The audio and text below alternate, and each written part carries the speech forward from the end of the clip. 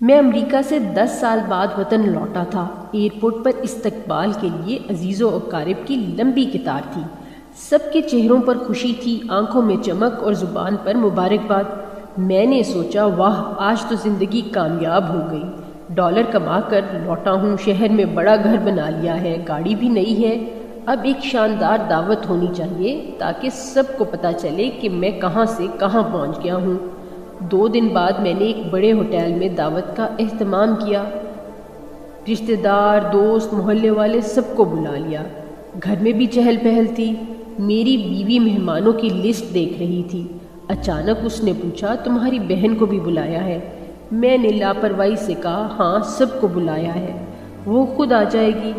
دعوت کا دن آیا، ہال روشنیوں سے جگمگا رہا تھا، لوگ مجھے گلے لگا رہے تھے، تصویریں بن رہی تھیں، تعریفوں کے پھول باندھے جا رہے تھے، مگر اس سب ہجوم میں ایک چہرہ غائب تھا، میری چھوٹی بہن عائشہ کا چہرہ۔ میں نے موبائل نکالا اور اسے فون کیا۔ کئی بار بیل ہوئی، پھر اس نے فون اٹھایا۔ آواز بھرائی ہوئی تھی، عائشہ تم آئی کیوں نہیں؟ سب تمہیں پوچھ رہے تھے۔ چند لمحوں کی خاموشی رہی، پھر اس کی روتی ہوئی آواز آئی، بھائی مجھے بھابھی نے کہا تھا آپ نے خاص لوگوں کو بلایا ہے، میں نہ آؤں تو بہتر ہے۔ میرا دل دھک سے رہ گیا، یہ کیا؟ میں نے تو سب کو بلایا تھا۔ وہ بس اتنا کہہ سکی، کوئی بات نہیں بھائی، آپ خوش رہیں، اور فون بند ہو گیا۔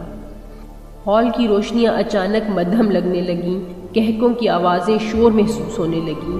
میں نے فوراً کھانا پیک کروایا اور گاڑی لے کر بہن کے گھر کی طرف نکل پڑا۔ راستے بھر دل بے چین تھا، بچپن کی تصویریں آنکھوں کے سامنے گھوم رہی تھیں، وہی عائشہ جو میری کتابیں سمیٹتی تھی، میرے کپڑے استری کرتی تھی۔ جب میں امریکہ جا رہا تھا تو سب سے زیادہ روئی تھی۔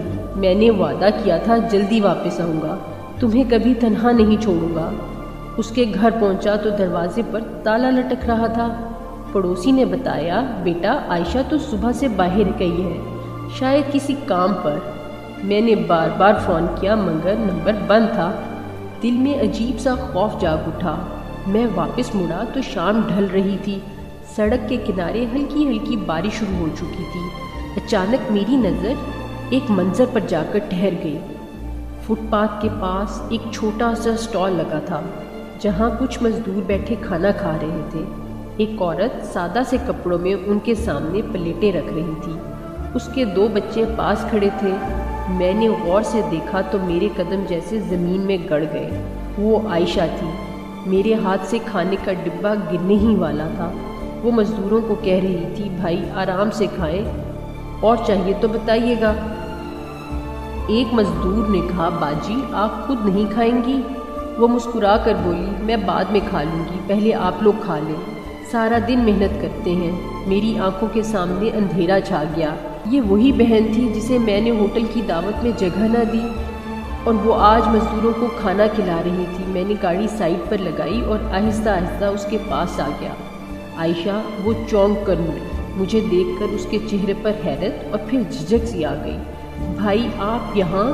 میں نے ارد گرد دیکھا، ایک چھوٹا سا چولہا، چند برتن اور بارش سے بچانے کے لیے پلاسٹک کی شیٹ۔ میرا سر شرم سے جھک گیا، دل چاہا زمین پھٹے اور میں اس میں سما جاؤں۔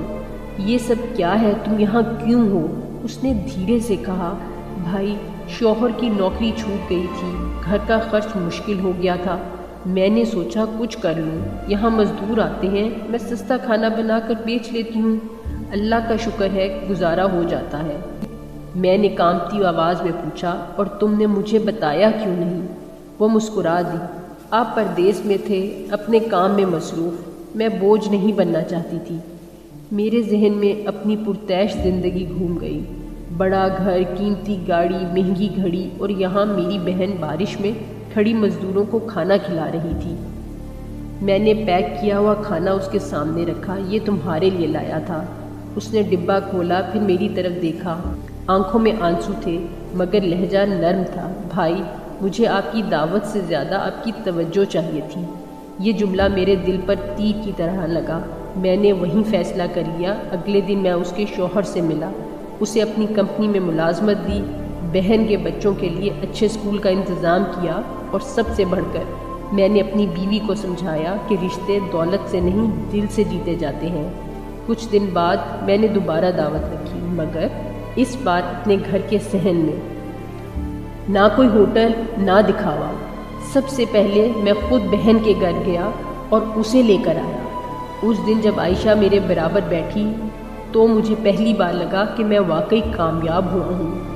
دعوت کے اختتام پر میں نے سب کے سامنے کہا، میں امریکہ سے ڈالر کما کر آیا تھا، مگر اصل دولت تو مجھے آج ملی ہے، اپنی بہن کی دعائیں۔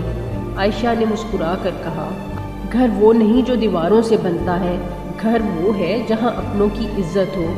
اس دن مجھے سمجھ آیا کہ دولت انسان کو بڑا نہیں بناتی، بلکہ رشتوں کا احترام انسان کو عظیم بناتا ہے۔ اور میں نے دل ہی دل میں عہد کیا کہ آئندہ کبھی اپنی کامیابی کے شور میں اپنوں کی خاموشی کو نظر انداز نہیں کروں۔ ویڈیو اچھی لگے تو اس کو لائک اور چینل کو سبسکرائب کرنا مت بھولیے گا۔ تھینک یو، جزاک اللہ۔